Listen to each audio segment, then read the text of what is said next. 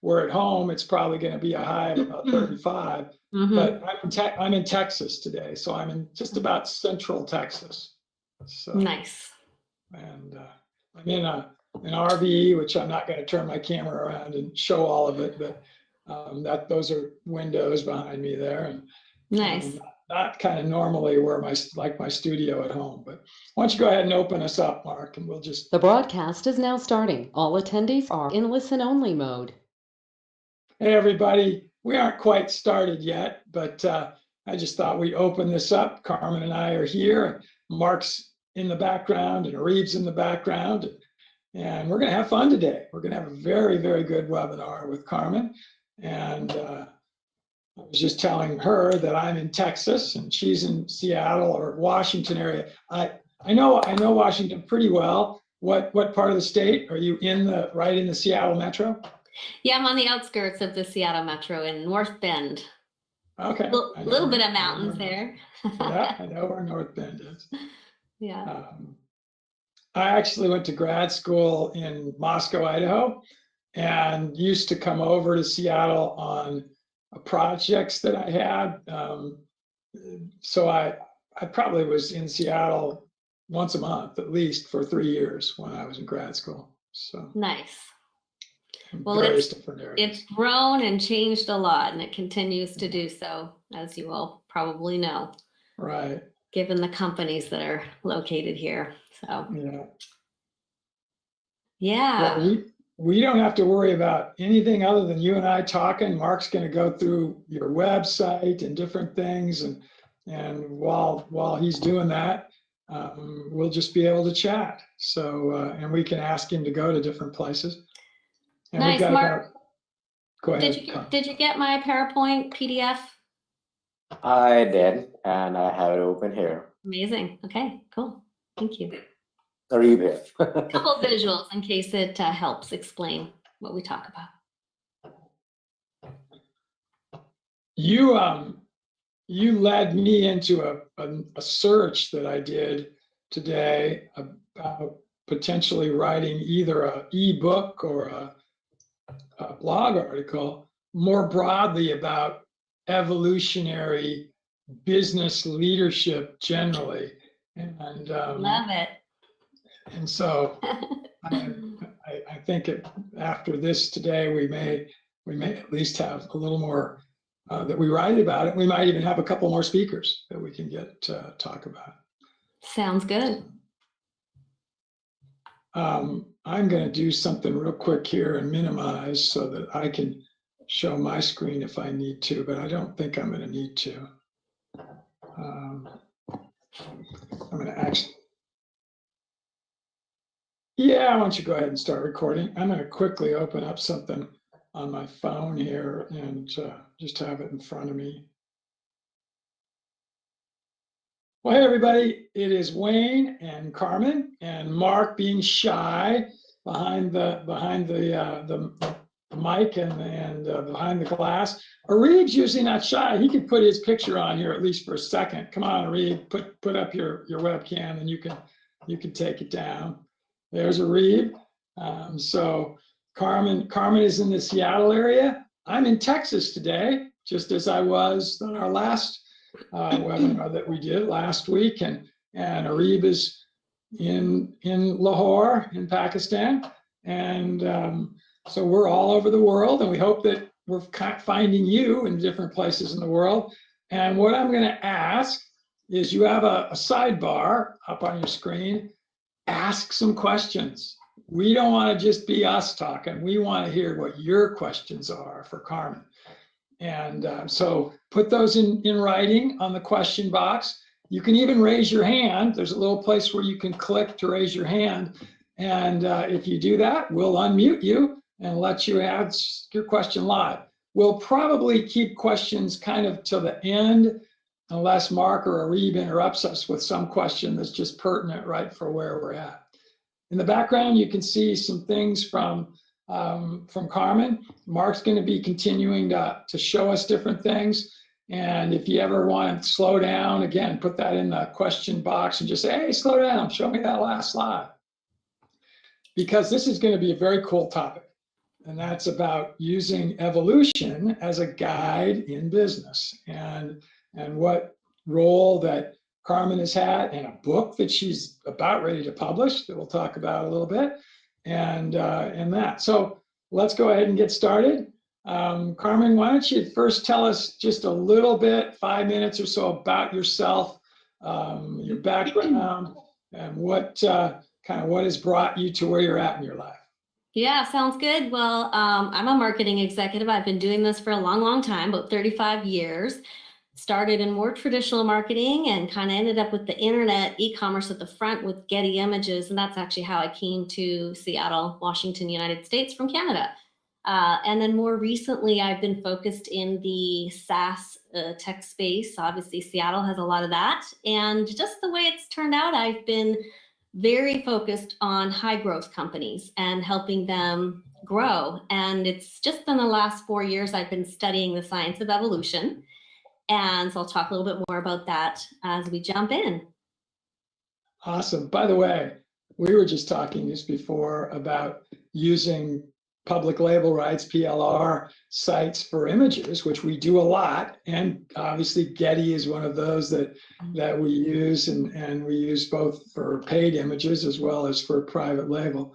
How did you get your start at Getty? Was that through a job search by you? Did you get recruited, or how did that come together? Oh my, I'm kind of forgetting, but I had been with Umbro doing catalogs, and they were a direct marketing company, and that was a nice match, and just ended up there right at the front of the internet. In fact, I was kind of heading up. I had P&L for responsibility, driving sales from the phone center to online, and it literally went from 30% to 70% in a couple years. So kind of perfect timing. And yeah, so Getty Images bought iWire, which is one of the divisions that I was heading up. So yeah. Cool. And tell us just a little bit about yourself personally. Do you have a significant other in your life? Do you have kids? Do you have, just... Well, as my focus on evolution states, I've had a lot of change in my life. I'm actually now a single mom, and I've done a lot of corporate roles as well as consulting, and I'm right now focused with a really cool evolutionary company called Zuper. So that keeps me really busy, and my kids and my dogs keep me busy. So that's my life. And if you've got a few hours or 1 hour, whatever, someday to just go out and have fun, what kinds of things would you be doing? Well, my passion is soccer. So long ago, I was, on the national level in Canada, and coached and refed and did that whole thing. So that's my passion. Wow. So does that mean does an alumni at that level continue to keep track of the Canadian national team, which is one of the best in the world? Obviously. The women's, yeah. Oh my gosh, love what they've done recently. Yeah, and I still play, and so it's a great sport because you can still play as you get older. So yeah, huge fan.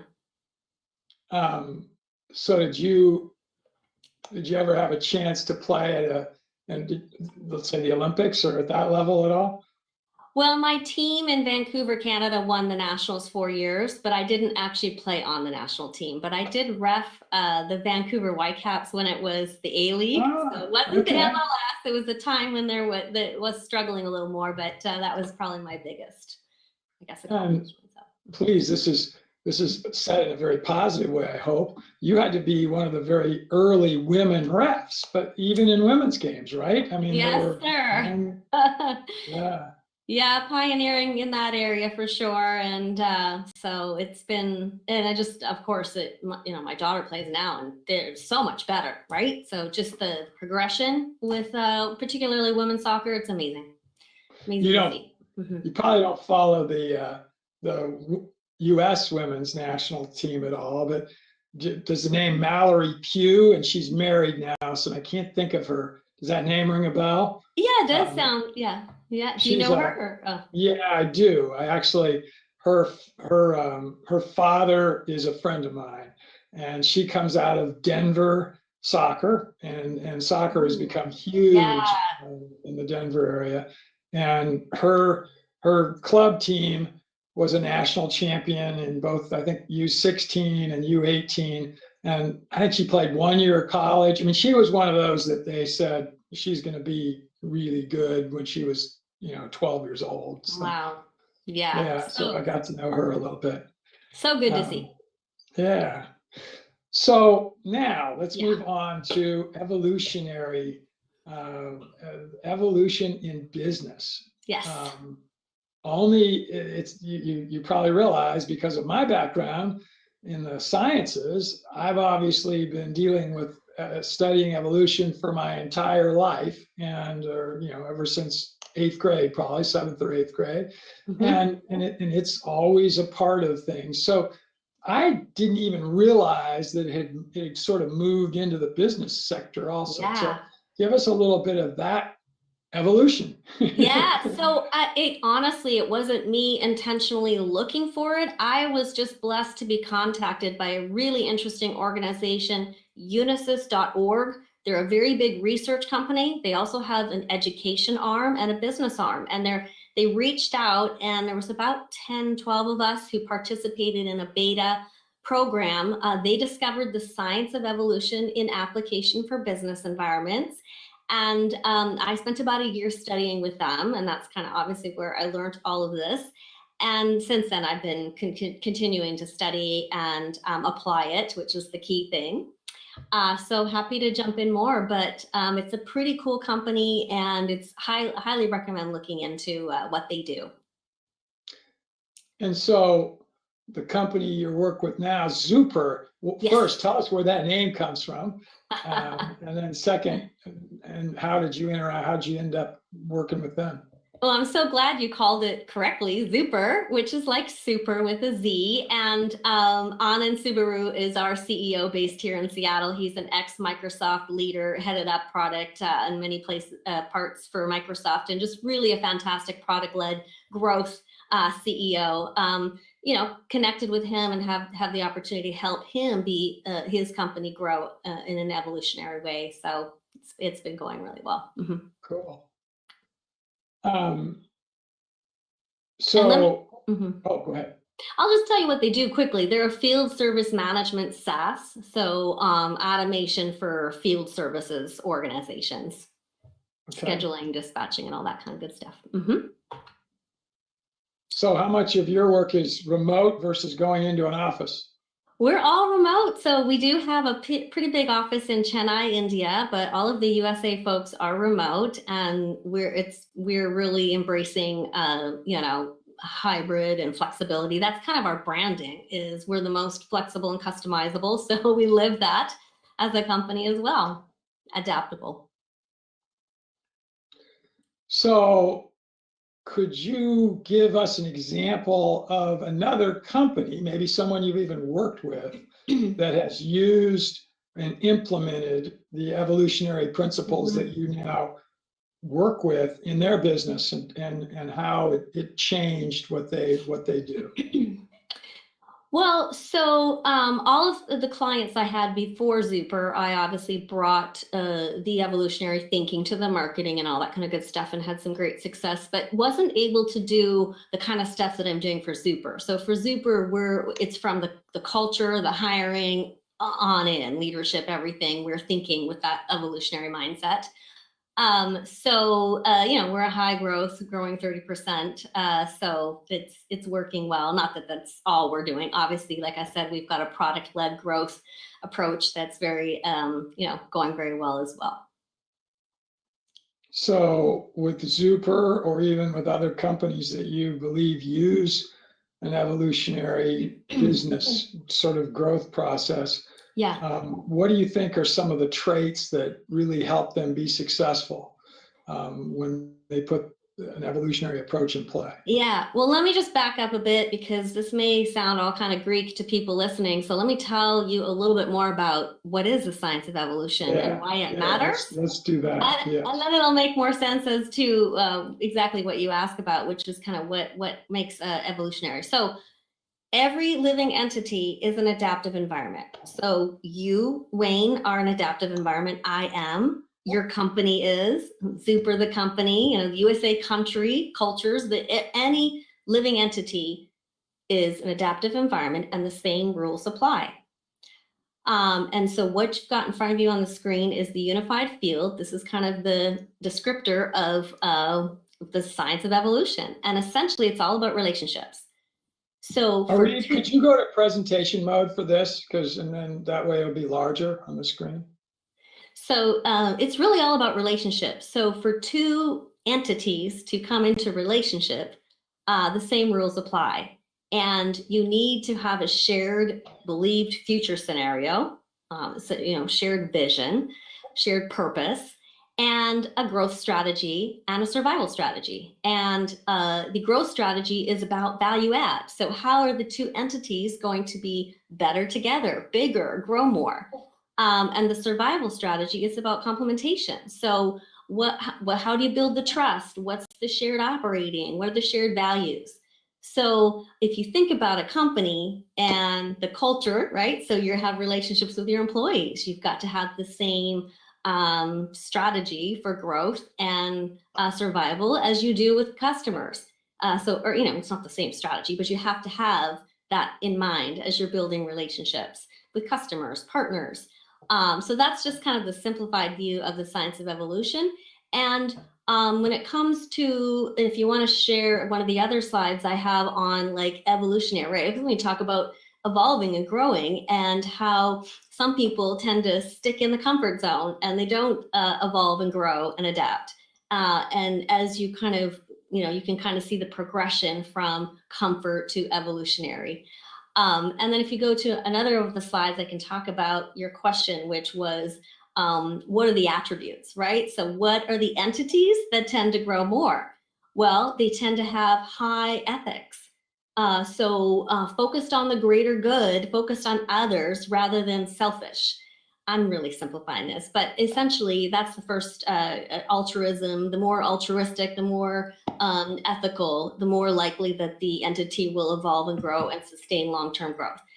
Conceptual intelligence, so visionary, being able to see beyond what you see, results focused, again, focused on the value add.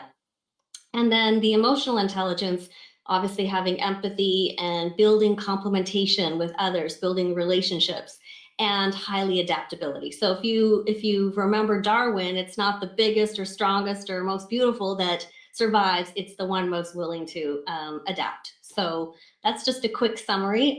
So the kinds of things that I look at, I actually had developed an innovation predictor and looked at the top tech companies, the highest, the biggest hiring of tech employees, and looked at their net promoter score, their Glassdoor reviews, their employee sentiment, and what their historical growth is. And then there's their United Field strategy around the science of evolution to get a picture of kind of which is the most likely to grow. And there's definitely some correlation and evidence that those that are more evolutionary grow more and grow longer. So that's a quick tour. I probably went a little too fast, but happy to dive in any of those. Yeah. Staying in the tech area. Yeah. Two companies that all of our audience will have heard about, Microsoft and Apple. Mm-hmm. Were those companies operating in evolutionary mode at certain times during their lifespans? And they're now 50-year-old companies, pretty close to it. So they're not young companies anymore. Right. And would you say they still are, if they ever were? And I just am using those two as Microsoft, I have a little more exposure there, and I would say there's pockets that are evolutionary and they struggle. I think they know they struggle. It's hard the bigger you are. One of the things that it'll be interesting as we evolve in business, that is the key, is the more evolutionary entities you have as part of your company, the more likely you're going to grow. So if you think about hiring people, when you're a large company, what do you do when you've got people that are not evolutionary? And so that'll be the interesting, future nut to crack for Microsoft, is how do you kind of I know that even, yeah, I know it's kind of an old strategy, but the strategy they had around hiring contractors helped them to be a little more flexible and adaptable. So, you know, like I said, I think there's pockets that that are working well and areas that maybe they're struggling. That's Microsoft. I'm going to bring up another Yeah. Seattle-based company, Okay. Yeah.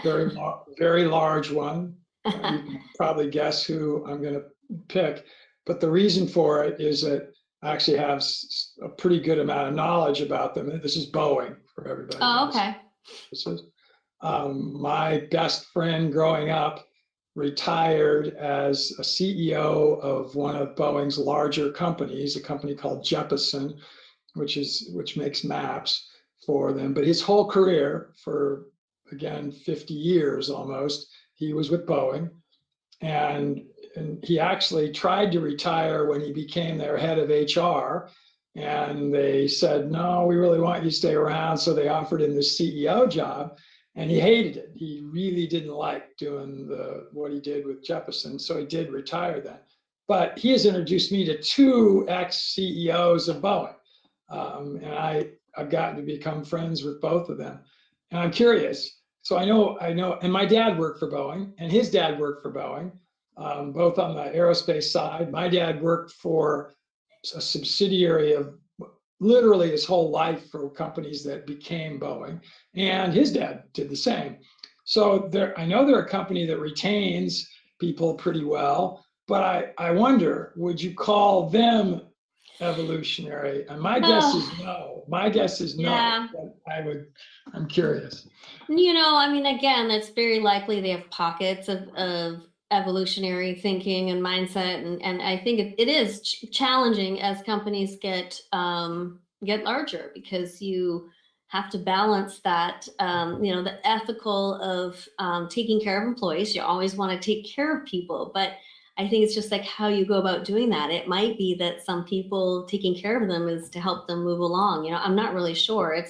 You'd have to take a look at each case on its own. And I don't know enough about Boeing, but I would imagine it's a similar situation where there's pockets of innovation and pockets of stagnation. So you probably would know more. Maybe you should tell me, what's your thoughts? I mean, there's got to be pockets, like you say. I mean, I don't think you can be a innovative company in a field like aerospace without having some pockets that would be evolutionary in their stature. One of the things I think that's you're going to hear a lot more about, you're starting to hear, is this whole psychological safety. So culturally, having a culture where people can speak up and can give feedback and be safe to, to fail and grow and that whole thing. So I think that's a huge opportunity for companies as they are evolving their cultures to adopt those kinds of tools. You know, I've had a number of business leaders recently talk with me about how they strongly believe that we have to have a willingness to accept views that aren't our own when we're in business leadership. And yet, when I look at broadly our country, I don't remember a time in my now many years of being a business leader where we've been less willing to see views of something that's in opposition to ours, and I don't mean mine personally, but broadly as a country even, and accept them. That we're maybe less accepting of different views than our own today than any time I can remember in my life.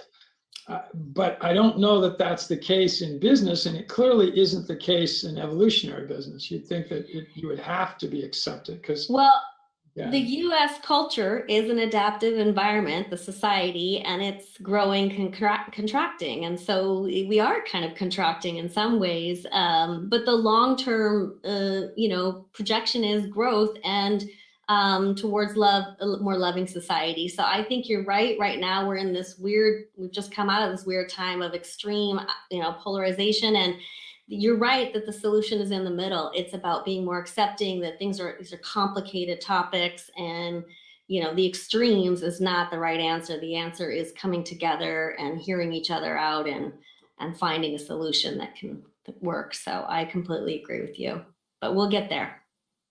So I'm going to throw this out at you just to, and please don't feel bad if you've never even heard this comparison. But Okay. when we teach evolutionary principles in a science classroom, in a biology classroom, let's say, which I have done, we always contrast it with another principle that's out there in the scientific area, which is the principle of what's called entropy.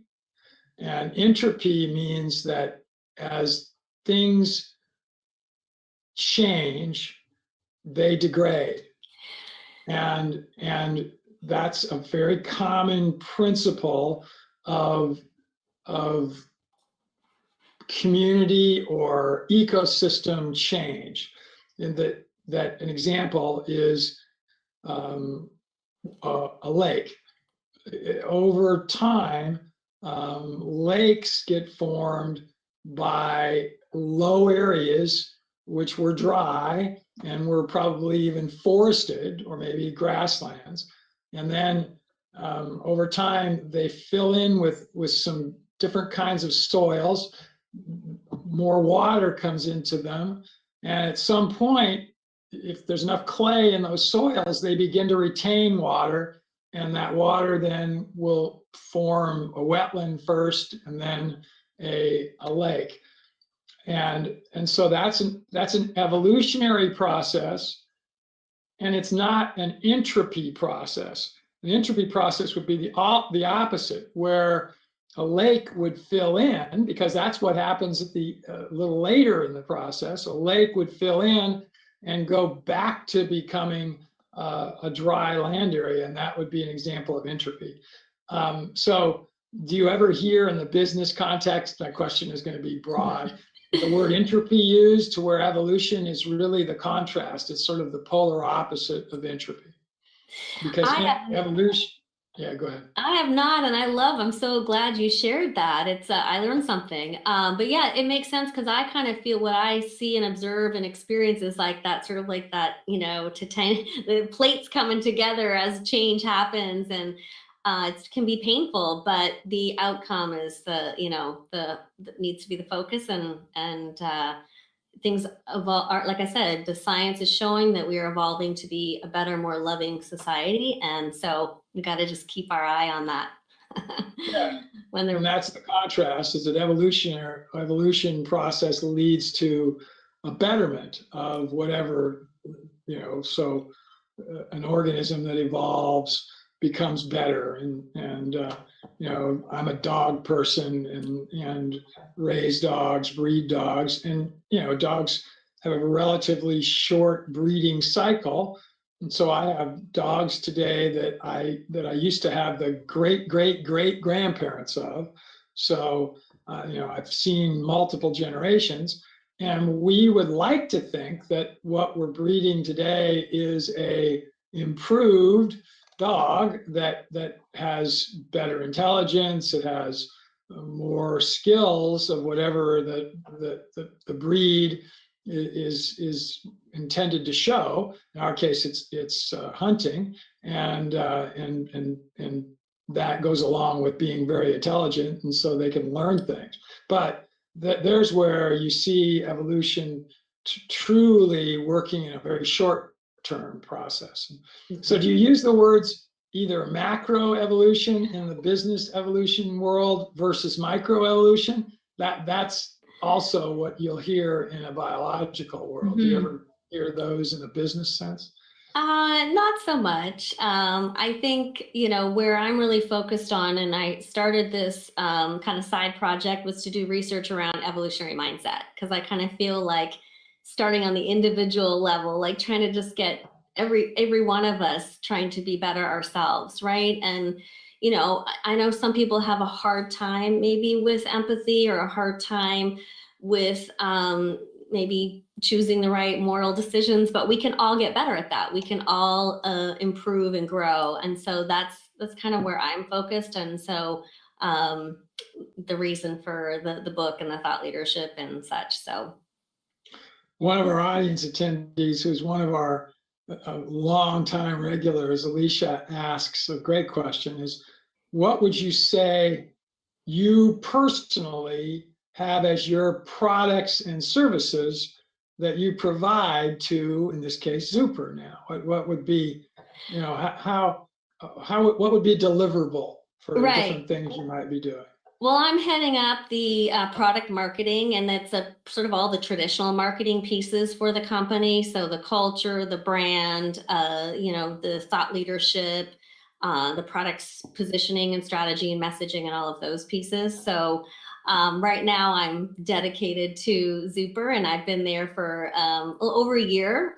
So it's going very well. And like I said, we're a startup and we're growing really well. And it's been really fun to be able to kind of apply all of the evolutionary thinking within our organization. My CEO is very receptive, and he's very open to diverse ideas. Wayne, as you talk about that, I think that's one of the most important things as a CEO, as leaders, is to value and encourage input from everybody. So now, for our audience's benefit, the way that we found out and got to meet Carmen is that Carmen is also a part of a group called Advisory Cloud. And Advisory Cloud is a group that we're involved with. And our company has a board of advisors, of which Carmen is one of that board. And we met her through that process. So the question for you is, how did you meet or find Advisory Cloud? Did they find you? And what has been your experience with it? Yeah, I've been an advisor with them for, I think, 3 years. And I believe I heard about them on LinkedIn. I mean, I love LinkedIn. LinkedIn is a great connecting vehicle. And I think that's how I met them. And I've just been helping a bunch of different companies throughout the last couple of years. And I think it's just a really great resource for both the companies and for people like me who want to kind of stay involved and advising. So one of our challenges, and I think I was one of the very earliest members of Advisory Cloud. And again, I think it was them reaching out to us and to me. And so I think it was about 4 years ago. And I've gotten to become really good friends with Chris Beaver, who's their CEO and co-founder. And so we know them well.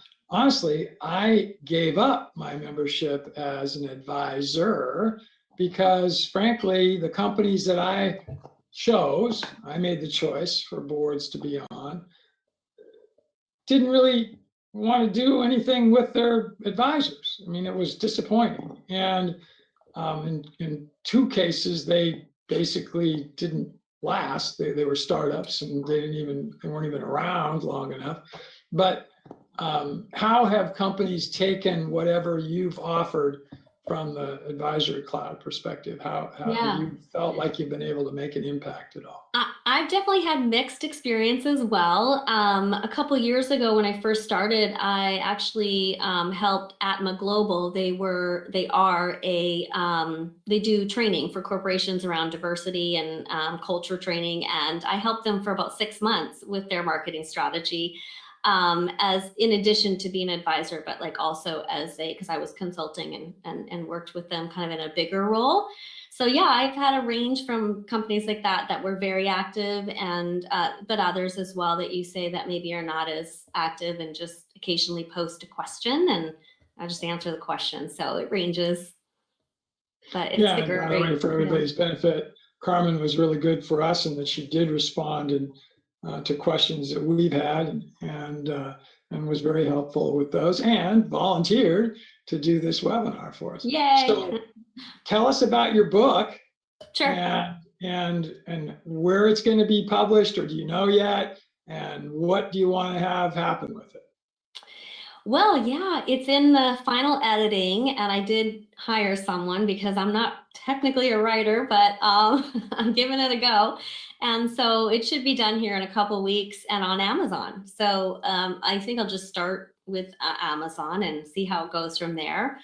But yeah, I just want to get the word out, and the topics as are listed here on the screen. They range from kind of a quick recap of what is the science and how it kind of connects to managing business environments. And then I kind of get into hiring for evolutionary mindset and building cultures and, leadership, and then the future around leaving a legacy, which is kind of related to, I think, your organization and how you want leaders to think about the greater good and build companies, or at least incorporate sustainability and other ESG initiatives in their companies, right? So we need more evolutionary leaders. Right, that's right, that's true. So how much do you think the price point's going to be? Do you know that yet? And do you think that there's going to be a Kindle version and even an Audible version eventually, or do they? Having not written anything for them, I don't know how that process goes with authors. So. Yeah, so I'm going to start with just the Kindle and the probably soft cover. I haven't finalized that, but it'll be kind of in your typical range of $10 to $20, I think. And then down the road, yeah, an Audible might be a good idea. So again, let me just repeat the mindset. Ever since I was blessed to have this evolutionary, kind of training, is that it's all about being adaptable. So you always want to start small, test, reevaluate, and then adapt. And so that's kind of the mindset I have with the stuff I'm doing. Kind of start small and grow from there. So another evolutionary question, and then I'm going to ask one that's a little bit more on the personal side. What do you see? How do you see this whole evolutionary business process 10 years from now? What do you think the future is going to have? Yeah. Well, I think that as people become more and more aware of the evolutionary approach and how to utilize it, then obviously those that want to grow will, jump on. And I think that, some of the things that you had touched on, which are really key, is that as evolutionary leaders realize that diversity and, that basically the more diversity you have, the more ideas that actually that helps with growth. So the companies that are embracing change and diversity and, women leadership and, having all of those pieces in place will see the results. And I think that's just what happens, right? When you see other people getting the results, you'll realize that it works and jump on. So we have another audience question. Francis asks, is the study of evolution in business more of an art than a science? Well, so unisys.org is the organization that discovered the science, and I highly recommend you check out their resources, and it's absolutely science. But I do think in business is science and art, and that combination is really the key. So that's my answer. So is unisys.org the same as there's a Unisys I've heard of for a long time, but it seemed like it was maybe a little more in a whole different space. I'm just trying to think why that name rings a bell. I'm not sure why. I'm using here a little bit. Yeah, they're a quiet giant because they're actually, they've done a lot of pretty amazing things. But they're quiet. They're it's not like they have quite the brand exposure that other large research companies have. But like I said, well worth checking out what they've done. So here's a question that's related to adaptation. And again, it's more of a personal one. And it's one that an amazing podcaster named John Lee Dumas, who I've gotten to become friends with, who has a daily podcast called Entrepreneur on Fire. He always asks his guests, and I try to ask it whenever I can, which is, can you think of something that has happened in your life that at the time it happened seemed really bad. And yet now, as you look back on it, it actually turned out for the better. And so Yeah. something that became positive.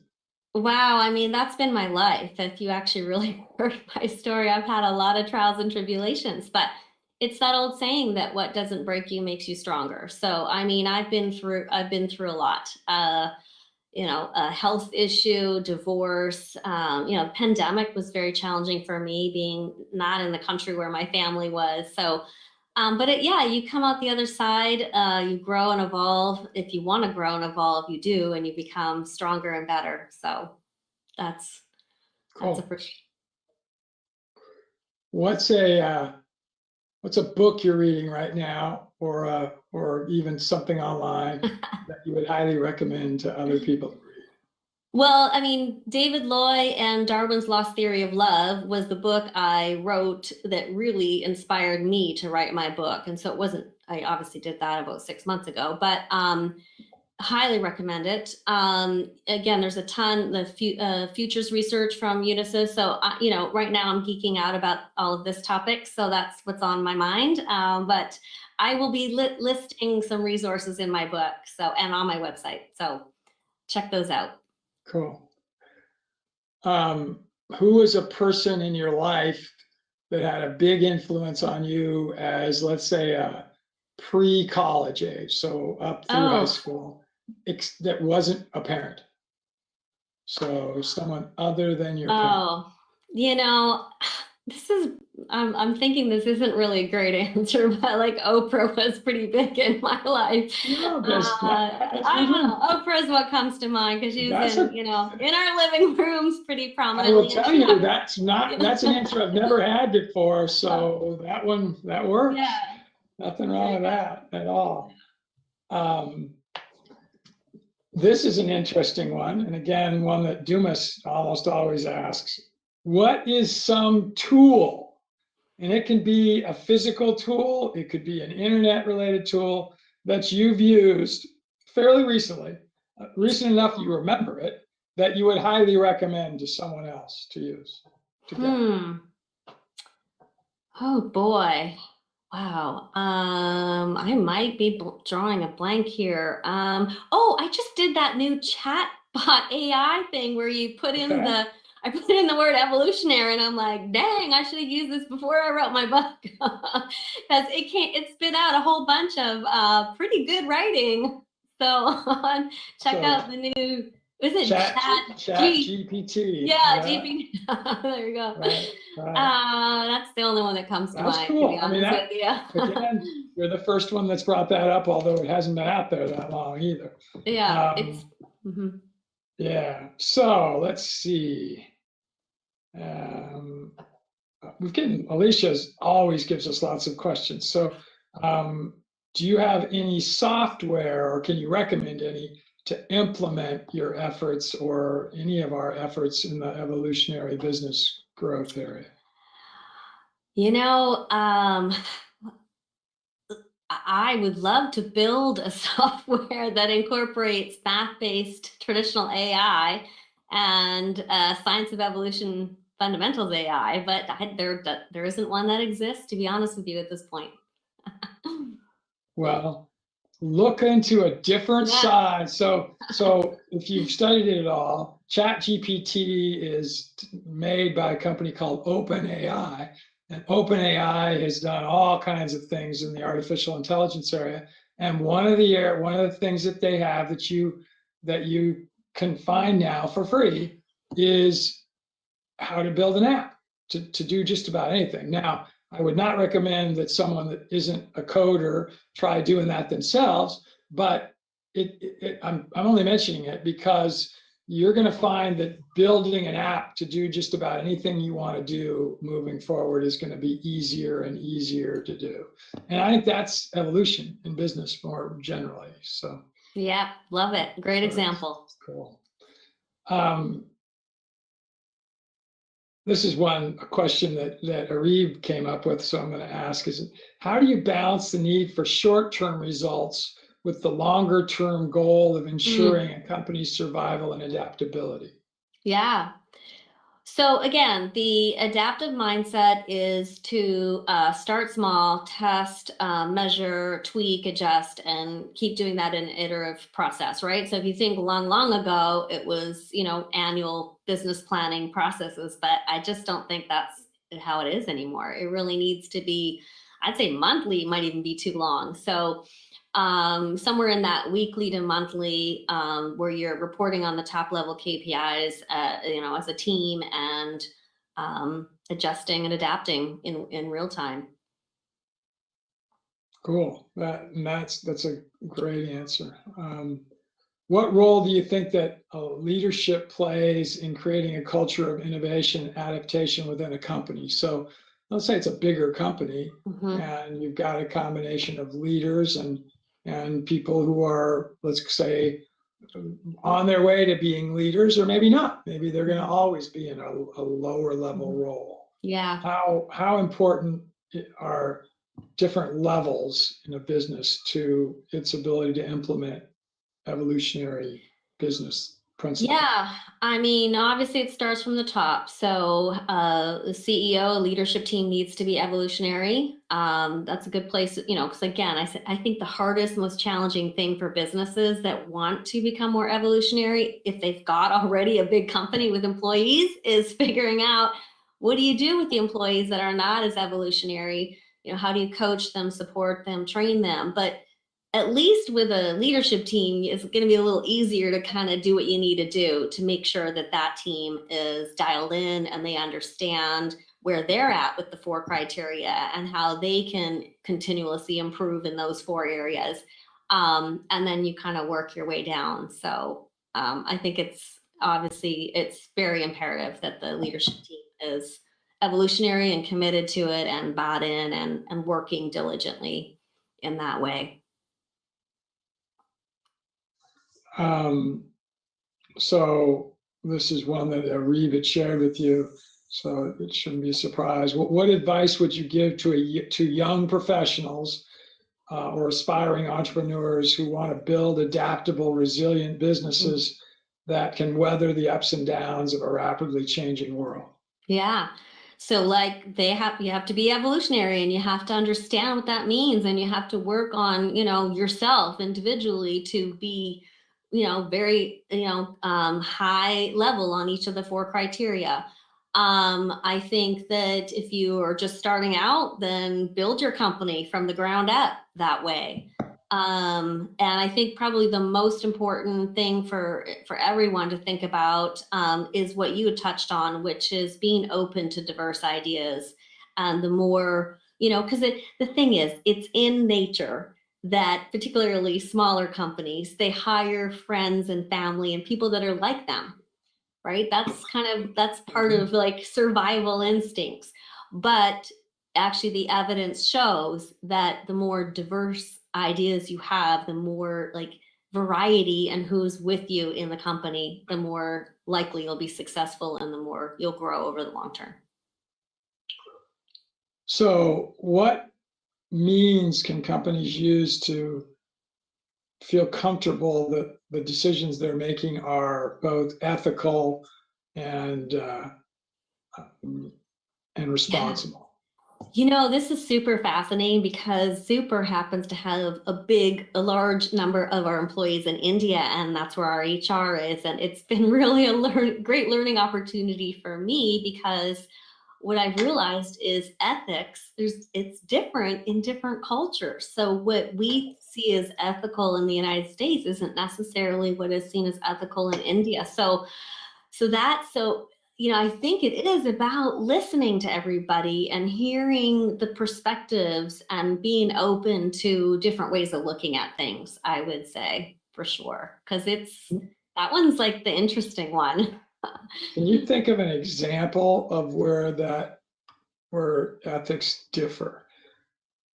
I was from, let's say, Indian culture to US culture, and I was trying to think. I tend to look up in the sky a little when I'm thinking. I was thinking about that.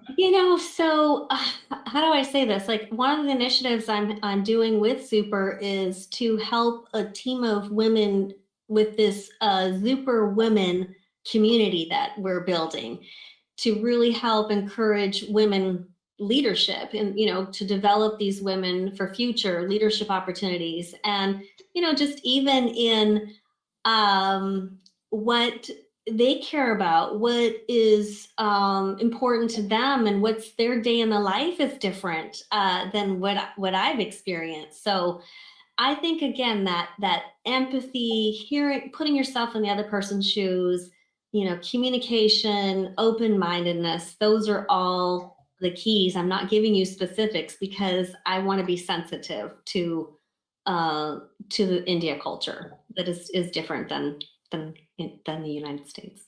So let me throw one out to you and for the audience, I guess. And it is a contrast of, I'm going to call it ethics. Maybe it's not, maybe that's not appropriate, but, and it's not business, it's just literally personal ethics. And that is, if you are an Indian and you are Hindu, one of the things you do is you revere cattle. And cattle are not thought of as something that it could be food at all. And so that you treat them in a very different way. Literally, they can pretty much go where they want. So my sister-in-law is a very senior person with Deloitte and Touche, and as a matter of fact, manages their worldwide consulting business. And her largest group of Deloitte employees is in India. And she said she's had many discussions with them about clients of Deloitte that are around the world that are in the meat processing business, of which they have a number. And the Indians that are very devout Hindus have said, you should get rid of those clients. And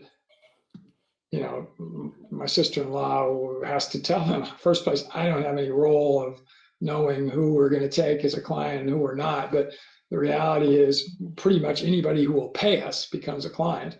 And I don't know why you can't be acceptant of their ethics as it relates to what they eat, in this case, cattle, versus yours. And I'm certainly acceptant of yours, and I don't really ever talk about this. Why are you bringing it up to me? And they didn't have good answers for it. They just said, it is. It's really, there's been, the uncomfortable moments, but it's, again, out of uncomfortable moments comes growth. So, but that's a great example. Thank you for sharing that. So Alicia asks, and Alicia, I'm not sure what this refers to, but she said she saw on the web that there are 103 people involved with your effort, and that might be, is that the number of employees at Zuper? I mean, I don't know where that 103 comes from. So yeah, we're just a little more than that now, but Zuper is early stage. We're growing fast, but yeah. So this is a good one because it relates to what is a big issue for us. Are you involved in any way in any environmental justice related activities? I'm not in any one specifically. Prior to Zuper, I worked with a really cool company that's doing computer vision and AI for building HVAC, and I'll pitch you their story because I can't believe everyone's not using it. Buildings are the #1 creators of greenhouse gases, and it's a very simple tool to use computer vision AI so that the HVAC is running on occupancy instead of running 24/7.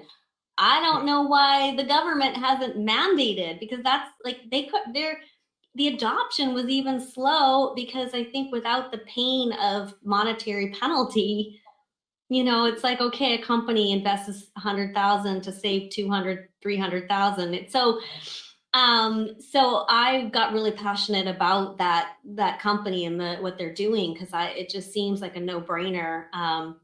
But I'm not personally doing any volunteer thing at this point that's specific to environment. But I'm like recycling queen in my house. And by the way, if people on the audience don't realize it, you go into any major office building in the United States on a Sunday, let's say, when 1% of the occupants of the business are there, and in most cases it's probably zero, or of that Right. building are there. It's going to be in the same temperature and humidity situation as it is all the other 6 days of the week when it's much more fully occupied. They don't modify it very much. Anyway, Nomad Go, check them out. Yeah, cool. Well, Arib or Mark, do you guys have any questions, or the audience? Please put them in. We've got about 6 or 7 minutes left here. I've got a couple more, but I want to let you guys make sure you can get them in. Arib, can you think of anything that you would like to ask on behalf of our audience here for Carmen? No, well, being a business student, I think I never thought it of like this way, evolution coming in play for business entities, and but I think now I kind of understand a bit of that science that it involves in businesses too, because I think now we are going in a new direction now. AI is there, people, and we need like ethics are something people just talk about, not follow. But sometimes it becomes a problem. But yeah, I think if someone like understands this, the evolution of all of it, it can be really helpful for people to grow their businesses themselves, um, personally. Yeah, no questions, but just comment. Like, I really enjoyed it. Thank you so much for that, Carmen. Thank By you. the way, you'll appreciate this because I doubt he mentioned it to you, but he's a huge soccer fan, football fan, Oh, as yeah. is Mark in Bangladesh, and much more than most Americans would be. And then in his younger life, and he's not that he's that old, but he was actually on the Pakistani national rugby team. So Wow. a little more violent form of football as such. So. It's not violent. It's just very classic. Yeah, right. No, but here's the like thing. I enjoy soccer. Like if I'm watching, rugby can be really boring. So I enjoy football or soccer more than rugby, even though I like using play rugby more. But yeah, and I think women one. I think I was watching a lot of. I think the last World Cup, which like I think US won. They had a super team. They were good. Yeah. So yeah, I enjoyed that. I have some questions.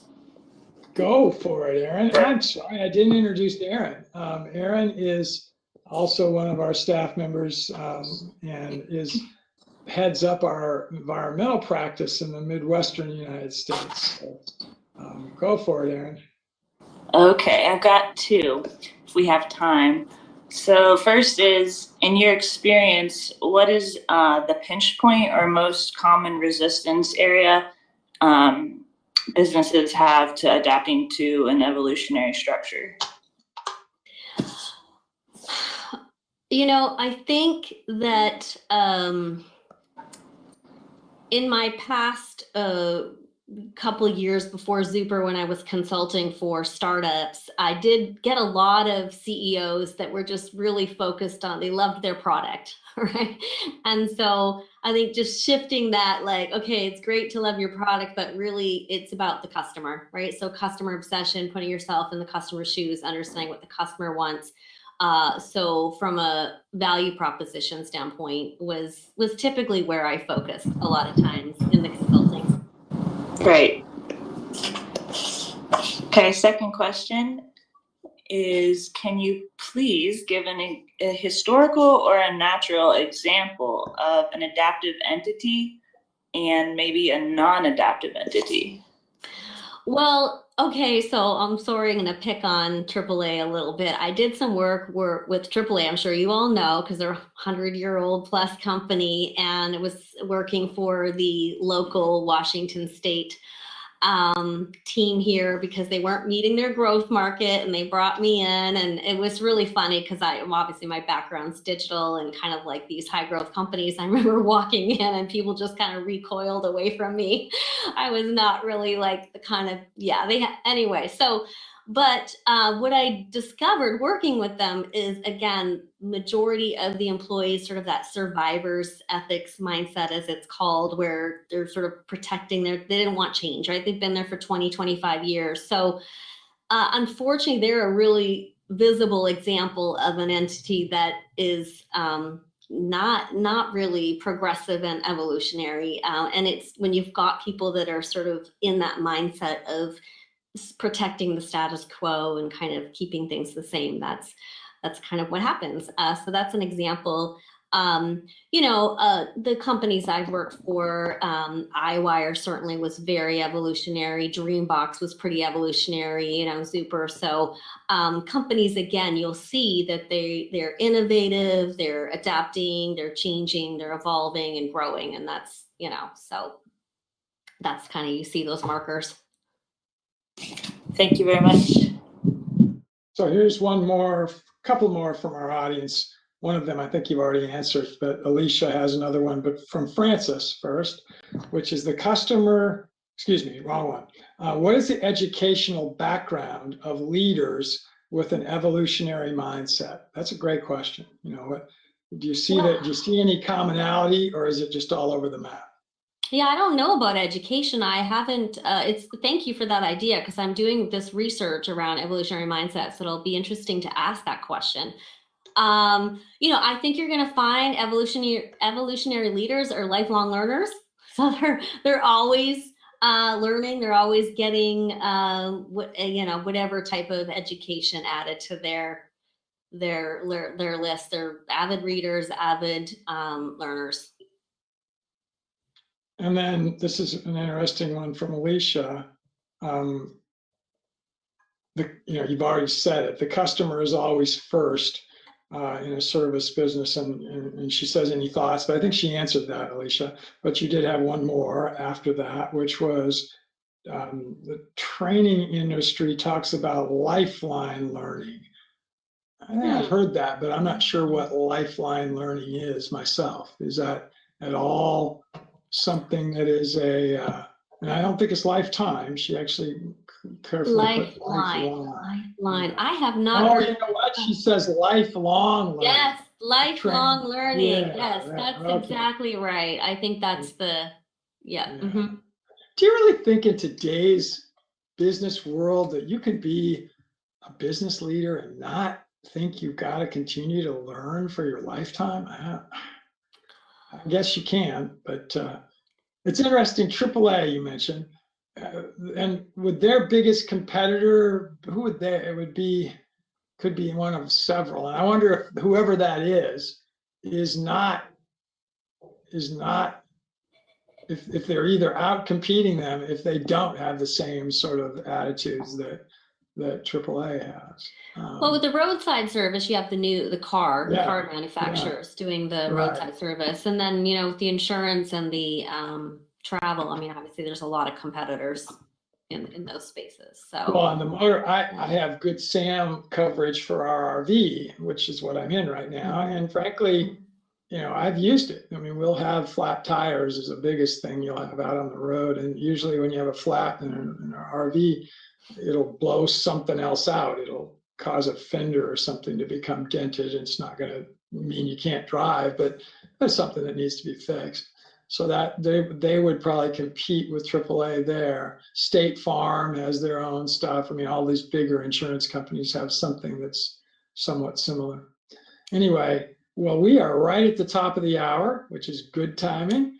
And this was just awesome. And I look forward to maybe down the road, a year from now or whatever, we bring you back on again. Let's see how your book gets done by that period of time. And thank you so much for being an advisor. If you could give us any thoughts, not here today, but maybe with me privately or with Mark or even anybody on the staff about questions we ought to be addressing as you learn more about the Economic Action Team. How can we be better? How can we make sure we're being adaptive and evolutionary leaders. That would be highly regarded and accepted by us. So, Would love to. Thank you so I much appreciate for your time today. and Reeve and Mark, thank you. Thank you, Aaron, and thank you, audience, for all the questions. Out.